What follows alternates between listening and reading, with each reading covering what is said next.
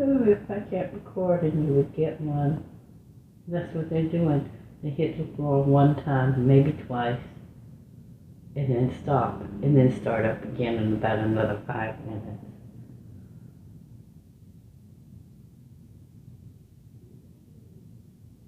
Their need to harass is that pervasive.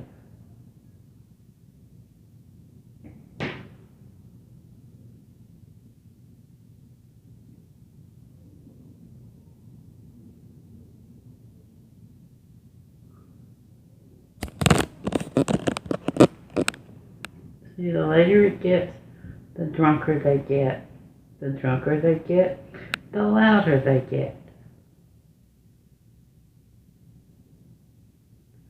See, there's at least 6 to 8 adults that I know of, that I have seen come and go all hours of the day and night up in that 2-bedroom apartment.